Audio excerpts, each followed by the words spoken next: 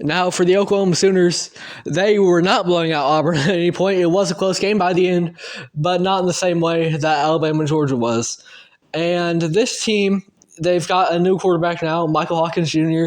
His dad played for Stoops, so there's a nice little family legacy there over for the Sooners. And for Michael Hawkins Jr., this was his first career start as a true freshman for the University of Oklahoma. So to get a win in the SEC under your belt, that's great. And when he came in last week against Tennessee, after Jackson Arnold got benched, he looked really good. And I don't recall the point differential, but I think Oklahoma might have actually outscored Tennessee while Hawkins was in there. In any case, Hawkins is perfect for what Oklahoma needs right now. You can argue that Jackson has more potential. He was a 5-star prospect, whatever it might be.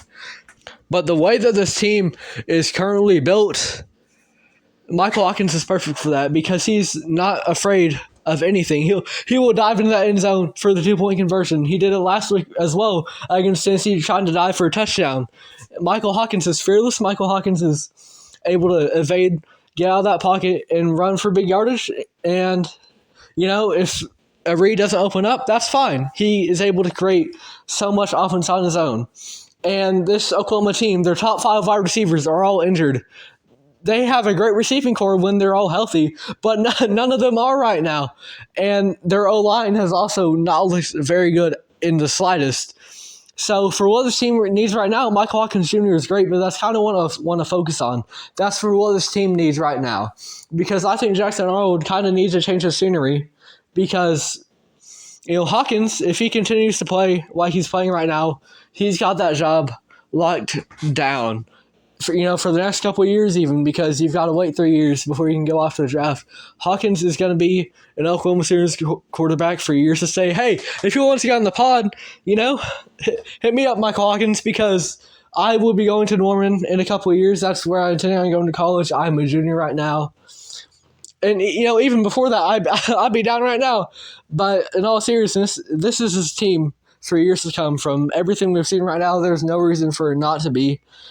And it's a shame because I think with a fully healthy roster, obviously Michael Hawkins Jr. would do even better with a fully healthy roster, but I don't think that Jackson Arnold would have got benched in the first place if OU was fully healthy and living up to what they should be capable of, whether it's the skill players or their O-linemen.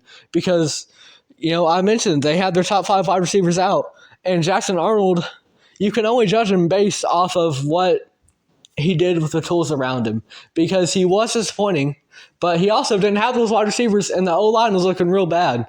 So Hawkins has done more, yes, but I think Jackson Arnold does deserve another chance somewhere.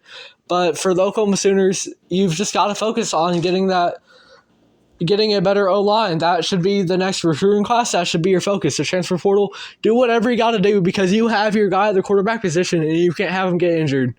And, you just got to give your wide receivers time to rehab, and this Sooners unit is going to be really good for years to come. Their defense is great right now, and that's what's keeping them in games. But I think their offense, once it all clicks, once they get everything moving together, their offense is going to be really good as well. The Oklahoma Sooners are in the SEC, and they are serious. If you enjoyed this video, it would be great if you could find it in you to like, subscribe, maybe check out the full podcast on Spotify. Follow us on there. Follow us on Instagram. I know realistically this podcast isn't going to go anywhere ultimately, whether it's via the segments on YouTube or the entire podcast itself. But I want to get into the sports broadcasting business. I want to be able to promote thought-provoking discussions about the NBA, and I would love to do it via State of the Association. Thank you if you made it all the way through.